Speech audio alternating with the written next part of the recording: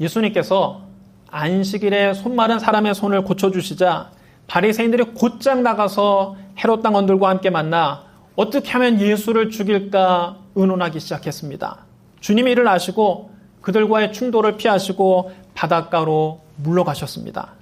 예수님은 바닷가에서도 많은 사람의 병을 다 고쳐주셨습니다. 이렇게 사람들을 구원하고 치료하는 사역을 하신 예수님은 몰려든 사람들을 떠나서 산에 오르셔서 홀로 밤이 새도록 하나님께 기도하셨습니다. 누가복음 6장 12절에 이렇게 기록되어 있습니다. 이때 예수께서 기도하시러 산으로 가사 밤이 새도록 하나님께 기도하시고, 여러분 따라하셔야 합니다. 밤이 새도록 하나님께 기도하시고. 예수님은 사람들을 향한 사역을 하신 후에는 반드시 하나님을 향해서 기도하셨습니다. 주님은 사역과 기도 사이에서 균형을 잃지 않으셨습니다. 우리도 하나님의 일을 하면서 이 균형 감각을 잃지 말아야 합니다. 눈에 보이지 않는 하나님께 기도를 소홀히 하고 눈에 보이는 사람들을 향한 사역에만 집중하다 보면 금방 영역을 잃어버리고 탈진하게 됩니다. 예수님은 중요한 일을 앞두고 반드시 하나님께 기도하셨습니다. 제자들을 선택하는 일을 앞두시고 주님이 밤이 새도록 기도하신 것입니다. 예수님이 세상에 오신 목적은 십자가에서 죽으시고 부활하심으로 하나님의 구원 계획을 완성하기 위해서입니다. 주님은 이 세상에 오랫동안 있을 수 없었습니다. 따라서 예수님의 십자가 죽음과 부활 승천 이후에 세워질 교회에서 성도들을 가르치고 양육할 사람들이 필요하셨던 겁니다. 그리스도의 사역을 이어갈 제자들이 필요하셨던 겁니다. 이 일을 맡은 제자들의 사명은 실로 막중한 겁니다. 왜냐하면 예수님의 제자들이야말로 신약교회 12 기둥이요 장차 도래할 하나님 나라의 기초석이 될 사람들이기 때문입니다. 예수님은 이 12제자를 선택하는 일을 앞두고 하나님께 밤이 새도록 기도하셨습니다. 하나님의 아들이 중요한 결정을 앞두고 밤이 새도록 기도하셨다면 우리 같은 평범한 인생들이 중요한 일을 앞두고 기도해야 함은 두말할 필요가 없는 겁니다. 지금 인생에 중요한 결단을 내려야 될 기로에 서 있는 분이 있습니까? 대학 진학, 취업, 결혼, 창업과 같은 중요한 결정을 내릴 때 인생의 갈림길에서 혼자 고민하지 말고 하나님께 나와 부르짖어 기도해야 됩니다. 예수님도 밤이 새도록 기도하셨습니다. 예수님이 기도하셨다면 우리가 기도해야 함은 더 말할 필요가 없는 것입니다. 진짜 중요한 결정은 다른 사람이 대신 내려줄 수 없습니다. 고독한 결정을 내려야 할 때 예수님처럼 충분히 기도하고 성령님의 인도하심을 받으십시오. 중요한 일을 앞두고 기도함으로 하나님의 인도하심을 받는 저와 여러분 되시기를 주님의 이름으로 축원합니다. 첫째로 예수님은 주권적으로 제자들을 부르셨습니다. 마가복음 3장 13절에 이렇게 기록되어 있습니다. 또 산에 오르사 자기가 원하는 자들을 부르시니 나온지라. 여러분 따라하셔야 합니다. 자기가 원하는 자들을 부르시니. 예수님은 하나님께 밤이 새도록 기도하신 다음 당신이 원하는 자들을 택하여 제자로 삼으셨습니다. 제자들이 예수님을 선택한 것이 아니라 예수님이 제자들을 선택하셨습니다. 요한복음 15장 16절에서 예수님 말씀하셨습니다. 너희가 나를 택한 것이 아니요 내가 너희를 택하여 세웠나니 이는 너희로 가서 열매를 맺게 하고 또 너희 열매가 항상 있게 하여 내 이름으로 아버지께 무엇을 구하든지 다 받게 하려 함이라. 예수님은 사람을 선택하실 때 당신의 절대적인 주권을 가지고 선택하십니다. 그러므로 우리가 구원받고 주님의 일꾼이 된 것은 전적으로 주님의 은혜입니다. 내가 주님을 선택한 것이 아닙니다. 주님이 우리를 선택하신 것입니다. 우리가 여러분 옷을 살 때 어떤 옷을 사십니까? 여러분이 백화점에 가서 또는 할인점에 가서 옷을 살 때 어떤 옷을 사십니까? 여러분 마음에 드는 옷을 사지 않습니까? 그런데 여러분 하나님이요, 하나님께서 당신의 사람을 택하실 때, 우리 주님이 당신의 사람을 택하실 때 어떤 사람을 선택하실까요? 주님 마음에 드시는 분을 선택하는 것입니다. 그러면 여러분, 이 많고 많은 사람들 중에 주님이 저와 여러분을 택하셨다는 것은 무슨 뜻입니까? 하나님이 저와 여러분을 마음에 들어 하신다는 것입니다. 주님이 여러분을 좋아하시기 때문에 여러분을 선택하셔서 하나님 자녀가 되게 만들어 주신 것입니다. 그럼 여러분, 오늘부터 마음속에 자부심을 가지시기 바랍니다. 여러분은 주님께 선택받은 사람들입니다. 주님께 사랑받고 있는 사람들입니다. 여러분 따르셔야 합니다. 나는 주님께 사랑받고 있습니다. 둘째로 예수님은 평범한 사람들을 제자로 부르셨습니다. 예수님은 시몬 베드로와 세베대의 아들 야고보와 요한, 또 안드레와 빌립과 바돌로메, 마테와 도마, 알페오의 아들 야고보와 다데오, 가나나인 시몬과 가룟 유다를 택해서 제자로 삼으셨습니다. 그런데 이 12제자들의 면면을 한 사람 한 사람씩 볼 때 우리가 놀라운 위로와 소망을 가질 수가 있습니다. 그들은 지극히 평범하고 불완전한 사람들이었습니다. 베드로, 야고보, 요한, 안드레, 빌립은 어부 출신입니다. 그들은 생선 비린내가 옷에 밴 사람들입니다. 초등교육조차 제대로 받지 못한 사람들입니다. 그들의 생활 수준은 대체로 낮았습니다. 당시 어부는 배를 타고 바다에 나가서 하루 벌어 하루 먹고 사는 일용 노동자였습니다. 경제적으로도 그들은 사회 하층민이었습니다. 마태만 예외적으로 중산층에 속한 세리였습니다. 그러나 세리는 경제적으로는 조금 여유가 있었는지 몰라도 당시 평판이 매우 안 좋은 직업이었습니다. 유대인들은 세리를 벌레 취급했습니다. 사람으로 보지도 않았습니다. 상종도 하지 않았습니다. 자기 백성들의 고열을 짜내서 로마 황제에게 갖다 바치는 매국노로 보았습니다. 또 가난한 사람들의 세금을 헐뜯어서 자기들 주머니를 채우는 날강도라고 생각했습니다. 따라서 유대인들이 세리를 굉장히 미워했습니다. 세리와는 말도 섞으려 하지 않았습니다. 그러니까 마태는 경제적으로는 조금 여유가 있었는지 몰라도 사실은 굉장히 외로운 사람입니다. 소외된 사람입니다. 그들은 평범했을 뿐만 아니라 불완전했습니다. 갈릴리에서 풍랑을 만났을 때 그들은 침착하지 못했습니다. 그들은 크게 당황하며 주여 우리가 죽게 된 것을 돌보지 아니하시나이까 예수님께 애걸복걸하고 야단법석을 떨었습니다. 또 제자들이 예수님과 함께 갈릴리 바닷가를 건너고 보니까 떡을 가지고 오는 것을 깜빡 잊었습니다. 그들은 늘 깜빡깜빡 잊어버리는 사람들입니다. 그들은 건망증이 심하고 덜렁거리는 사람이었습니다. 여러분 가운데도 자꾸 깜빡깜빡 하시는 분이 계실 텐데 여러분 걱정하지 마십시오. 그래도 주님은 여러분을 선택하셨습니다. 여러분 가운데 자꾸 잊어버리는 사람, 자꾸 덜렁거리는 사람이 있어서 아우 내가 이거 이래가지고 어떻게 쓰임받을 수 있을까 걱정하지 마십시오. 주님은 그런 사람도 다 사용하십니다. 제자들은 또 예수님의 의도를 이해하지 못해서 자주 예수님께 책망을 들었습니다. 한 번은 예수님이 설교하실 때 사람들이 예수님께서 안아주시고 안수해 주길 바라고 자기 어린아이들을 예수님 곁으로 데리고 왔습니다. 그러자 어린아이들이 예수님 설교할 때 앞에서 떠들고 뛰놀고 야단법석입니다. 설교가 적지 않게 방해가 됐습니다. 제자들이 예수님을 도우려고 그들을 꾸짖었습니다. 어린아이들을 꾸짖고 어린아이들을 데리고 온 엄마들을 꾸짖었습니다. 그러다가 오히려 제자들이 예수님께 혼납니다. 예수님 말씀하셨습니다. 어린아이들이 내게 오는 것을 용납하고 금하지 말라. 하나님의 나라가 이런 자의 것이니라. 제자들은 예수님의 마음을 이해하지 못했고 예수님의 의도를 파악하지 못했습니다.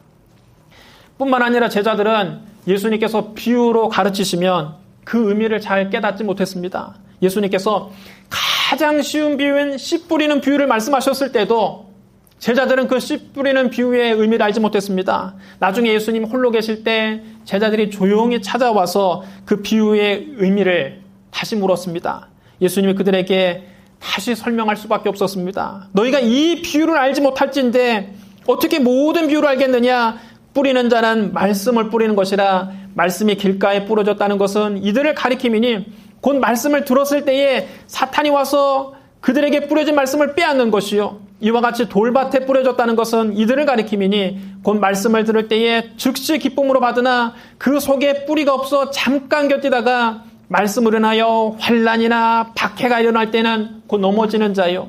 또 어떤 이는 가시떨기에 뿌려진 자니 이들은 말씀을 듣기는 듣되 세상의 염려와 재물의 유혹과 기타 욕심이 들어와 말씀을 막아 결실하지 못하게 되는 자요. 좋은 땅에 뿌려졌다는 것은 곧 말씀을 듣고 받아 30배나 60배나 100배의 결실을 하는 자니라. 이처럼 예수님이 한 번 말씀하시면 제자들은 못 알아들었습니다. 몇 번이고 다시 설명해 줘야 겨우 고개를 끄덕입니다. 그나마도 알고 고개를 끄덕이는지 모르고 그냥 고개만 끄덕이는지 알 도리가 없습니다. 그들은 영적으로 깨어있는 사람들이 아니었습니다. 예수님은 사역 후반기에 제자들에게 3번씩이나 당신이 십자가에서 죽으실 것과 부활하실 것을 제자들에게 말해 주었습니다. 보라, 우리가 예루살렘에 올라가노니 인자가 대제사장들과 서기관들에게 넘겨짐에 그들이 죽이기로 계리하고 이방인들에게 넘겨주겠고 그들은 능욕하며 침뱉으며 채찍질하고 죽일 것이나 그는 3일 만에 살아나리라. 그러나 제자들은 이 말씀을 듣고 당황하기만 했지 제대로 이 말씀을 이해하지 못했습니다. 오히려 이 말씀을 듣고도 제자들은 장차올 주님의 나라에서 누가 더 높은 자리에 앉을까, 누가 더 큰 자가 될까 서로 다투었습니다. 예수님은 말씀하실 때 내가 곧 능욕을 받을 것이고 사람들에게 침뱉음을 당할 것이고 채찍질을 당하고 죽임당할 것이라고 하는데 그 와중에 제자들은 네가 크냐 내가 더 크냐 서로 싸우고 있었습니다. 여러분, 제정신인 사람들입니까? 또 마리아가 귀한 옥합을 깨뜨려서 값진 향유를 예수님께 부을 때 마리아가 예수님의 죽음을 준비하면서 참으로 귀한 헌신을 하는구나 이렇게 생각하는 제자는 단 한 명도 없었습니다. 그들은 대부분 분개했습니다. 어찌하여 이 향유를 허비하는가? 이 향유를 300데나리온 이상에 팔아 가난한 자들에게 줄 수 있었겠도다. 마리아는 예수님의 죽음을 준비하기 위해서 그렇게 한 것인데 제자들은 예수님의 죽음에 관해서는 전혀 관심이 없었습니다. 심지어 예수님이 십자가를 지시기 전날 밤 겟세마네 동산에서 땀이 핏방울이 되어 땅에 떨어질 때까지 기도하실 때에도 제자들은 쿨쿨 잠만 자고 있었습니다. 예수님이 그들에게 와서 너희가 나와 함께 1시간도 이렇게 깨어있을 수 없더냐 말씀하시고 다시 기도하러 갔다가 다시 와보니 여전히 그들은 잠들어 있었습니다. 그들은 영적으로 잠들어 있는 사람들이었습니다. 제자들은 불과 몇 시간 전에 예수님께 호언장담했습니다. 내가 주와 함께 죽을지언정 주를 부인하지 아니하겠나이다.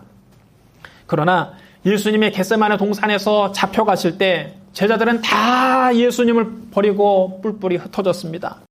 수제자였던 베드로는 예수님을 모른다고 3번씩이나 부인했습니다. 3번째는 예수님을 저주하며 맹세면서까지 예수님을 모른다고 부인했습니다. 예수님이 부활하셨을 때에도 당초 제자들은 부활을 믿지 않았습니다. 예수님께서 그들에게 3번씩이나 분명하게 내가 십자가에서 죽을 것과 3일 만에 부활하실 것을 말씀하셨음에도 제자들은 그 말씀을 마음에 담아두지 않은 겁니다. 부활의 새벽에 예수님의 무덤에 가장 먼저 찾아간 사람들은 예수님의 12제자가 아니라 여인들이었습니다.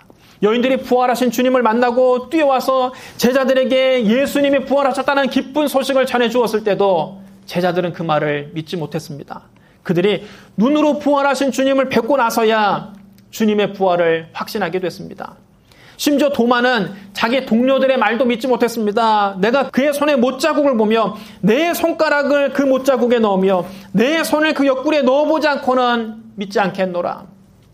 이렇게 의심 많은 도마에게 주님이 직접 나타나셔서 말씀하셨습니다. 도마야, 네 손가락을 이리 내밀어 내 손을 보고 네 손을 내밀어 내 옆구리에 넣어보라. 그리하여 믿음 없는 자가 되지 말고 믿는 자가 되라. 그제야 도마가 넙죽 엎드려 말합니다. 나의 주님이시요 나의 하나님이시니이다.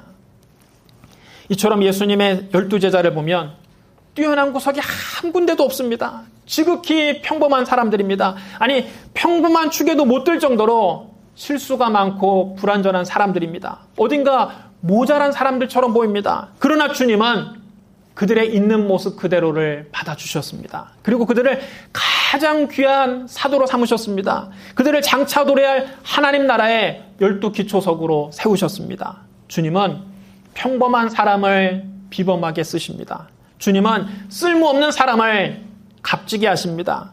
여기에 놀라운 소망이 있는 겁니다. 여러분 가운데 남들보다 못 살기 때문에 열등감을 가지고 계신 분이 있습니까?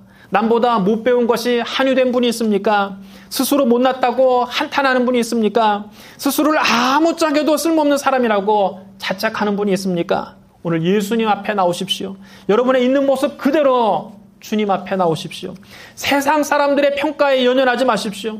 여러분 스스로 나는 쓸모없는 인간이라고 생각하지 마십시오. 예수님은 여러분을 너무나 귀하게 보십니다. 예수님이 왜 십자가에서 몸을 찢고 피를 흘리셨습니까? 바로 여러분 때문입니다.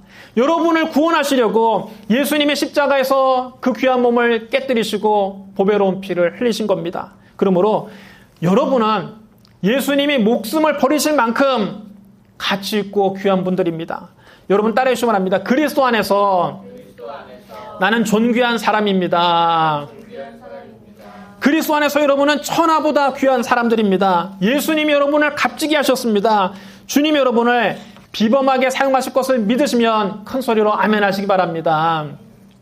셋째로 예수님은 제자들에게 권능을 주셨습니다. 마가복음 3장 14절로 15절에 이렇게 기록되어 있습니다. 이에 12를 세우셨으니 이는 자기와 함께 있게 하시고 또 보내사 전도도 하며 귀신을 내쫓는 권능도 가지게 하려 하심이로라. 여러분 따라해 주셔야 합니다. 전도도 하며 귀신을 내쫓는 권능도 가지게 하려 하심이로라. 예수님은 보잘것없는 젊은이 12명을 택하시고 부르신 다음 그들에게 전도도 하고 귀신을 내쫓는 권능도 주셨습니다. 마귀와 귀신들은 하나님과 철천지 원수입니다. 마귀는 귀신들의 왕이요, 귀신들은 마귀의 졸개들입니다. 그들은 이 땅에 와서 사람들을 도둑질하고 죽이고 멸망시키는 일을 합니다. 더러운 귀신, 악한 귀신, 점치는 귀신, 거짓말하게 하는 귀신, 약하게 하는 귀신, 병들게 하는 귀신 등 여러 종류의 귀신이 최일선에서 사람들을 괴롭힙니다. 하나님 이런 것들을 미워하십니다. 예수님이 이 땅에 사역하실 때 병을 고치고 귀신을 쫓아내는 것에 공생의 사역의 절반 이상을 할애하셨습니다. 이 일이 중요하지 않다면 왜 예수님이 그 짧은 시간 사역하시면서 절반 이상의 시간을 할애하면서 그 많은 시간을 귀신을 쫓아내고 병을 고치는 일에 시간을 할애하셨을까요? 하늘나라는 병을 고치고 귀신을 쫓아내는 겁니다. 그래서 예수님은 사도들을 택하셔서 그들에게도 귀신을 쫓아내는 권세와 모든 병과 모든 약한 것을 고치는 권능을 주신 겁니다. 주님이 하신 일을 제자들도 똑같이 하라고 그렇게 하신 겁니다. 주님은 오늘날 교회와 성도들에게 귀신을 쫓아내는 권세와 병을 고치는 권능을 주셨습니다. 그 능력에 크고 작음에는 차이가 있지만 교회와 성도는 모두 다 귀신을 쫓아내고 병을 고치는 권능을 가지고 있습니다. 어떤 분이 이렇게 질문합니다. 목사님, 그런 큰 권능은 12사도에게나 있는 것 아닙니까? 나 같은 사람이 어떻게 귀신을 쫓아낼 수 있습니까? 오늘날에도 그런 기적이 일어납니까? 그런 은사는 사도시대에 다 끝난 것 아닙니까? 여러분 그렇지 않습니다. 예수님은 귀신을 쫓아내고 병을 고치는 권능을 12사도에게만 주지 않으셨습니다. 예수님 당시에 12제자 외에도 70인의 제자들이 있었는데 예수님은 그 70인의 제자들을 각 동네에 둘씩 짝을 지어 보내셨습니다. 그들을 보내시며 예수님 말씀하셨습니다. 어느 동네에 들어가든지 너희를 영접하거든 너희 앞에 차려놓은 것을 먹고 거기 있는 병자들을 고치고 또 말하기를 하나님의 나라가 너희에게 가까이 왔다 하라. 70인의 제자들이 예수님이 주신 권세를 가지고 나가서 전파하자 수많은 기적이 일어나고 많은 병자가 고침받고 많은 사람이 주님께 돌아왔습니다. 70인의 제자들이 기뻐하며 돌아와서 예수님께 사역을 보고했습니다. 주여! 주의 이름이면 귀신들도 우리에게 항복하더이다. 그 보고를 들으신 예수님도 기뻐하신 말씀하셨습니다. 사탄이 하늘로부터 번개같이 떨어지는 것을 내가 보았노라. 내가 너희에게 뱀과 전갈을 밟으며 원수의 모든 능력을 제어할 권능을 주었으니 너희를 해칠 자가 결코 없으리라. 여러분 이것 보십시오. 귀신을 쫓아내고 병든 자를 고치는 권능은 12사도의 전유물이 아닙니다. 예수님은 그 권세를 12사도에게만 주신 것이 아니라 70인의 제자들에게도 동일하게 주셨습니다. 부활하신 예수님께서 하늘로 올라가시기 위해 감람산에 가셨는데 그곳에 많은 제자들이 모여들었습니다. 이제 예수님을 마지막 볼 기회라고 생각해서 그 당시 예수 믿는 제자들이 다 모였습니다. 그 자리에서 예수님은 승천하시기 직전에 마지막으로 이렇게 말씀하십니다. 너희는 온 천하에 다니며 만민에게 복음을 전파하라. 믿고 세례를 받는 사람은 구원을 얻을 것이요 믿지 않는 사람은 정죄를 받으리라. 믿는 자들에게는 이런 표적이 따르리니 곧 그들이 내 이름으로 귀신을 쫓아내며 새 방언을 말하며 뱀을 집어올리며 무슨 독을 마실지라도 해를 받지 않으며 병든 사람에게 손을 얹은 즉 나으리라. 여러분 따라해 주셔야 합니다. 믿는 자들에게는 이런 표적이 따르리니. 여러분 누구에게 이런 표적이 따른다고요? 믿는 자들에게 따르는 것입니다. 여러분, 예수님은 사도들에게는 이런 표적이 따르리니 70인의 제자들에게 이런 표적이 따르리니 말씀하지 않았습니다. 모든 믿는 자들에게는 주님이 주시는 표적이 따르는 것입니다. 예수님 이름으로 귀신을 쫓아내고 병을 고치는 권능은 12사도에게만 70인의 제자에게만 주신 것이 아니라 모든 믿는 자에게 주셨습니다. 우리는 예수님께서 교회와 성도들에게 이런 큰 권세와 능력을 주셨다는 것을 잊지 말아야 합니다. 예수 믿고 교회 나오면 귀신이 쫓겨나가는 것이 정상입니다. 질병을 고침받는 것이 자연스러운 일입니다. 왜냐하면 우리가 믿는 하나님은 죽은 하나님이 아니라 지금도 살아계신 하나님이시기 때문입니다. 여러분, 만약 우리가 믿는 하나님이 죽은 하나님이라면 아무런 일도 일어나지 않을 것입니다. 아무리 기도해도 아무런 기적도 일어나지 않을 것입니다. 그러나 우리 하나님은 지금도 살아계셔서 우리 가운데 역사하십니다. 예수 그리스도는 어제나 오늘이나 영원토록 동일하십니다. 예수님은 오늘날 저와 여러분을 통해서 2000년 전 하셨던 사역을 동일하게 행하십니다. 그러므로 우리는 주님이 주신 권능을 적극적으로 사용해야 합니다. 예수 이름으로 담대하게 귀신을 쫓아내고 병을 물리치는 저와 여러분 되시기를 주님의 이름으로 축복합니다. 사랑하는 성도 여러분, 여러분은 주님께 특별히 사랑받고 구별되어 선택된 사람들입니다. 우리 자신의 능력이 중요한 것이 아닙니다. 누구 손에 들려있느냐가 중요한 것입니다. 갈릴리의 보잘것없는 젊은이를 통해서 세계를 변화시킨 예수님은 오늘날 저와 여러분을 사용하기를 원하십니다. 예수님은 지극히 평범한 사람들을 비범하게 사용하십니다. 예수님 손에 붙잡혀서 온 천하에 다니며 만민에게 복음을 전파하는 저와 여러분 되시기를 주님의 이름으로 축복합니다. 우리 기도하겠습니다. 사랑과 은혜가 풍성하신 하나님 아버지, 우리같이 평범한 인생들을 주님이 특별히 선택하여 불러주시니 감사합니다. 쓸모없는 우리를 주님의 값지게 하여 주시니 감사합니다. 2000년 전 갈릴리의 평범한 젊은이들을 불러 12사도로 삼으신 주님, 오늘 우리도 사용하여 주시옵소서. 내 모습 이대로 주님 받아 주시옵소서. 예수님 이름으로 감사하며 기도드리옵나이다. 아멘.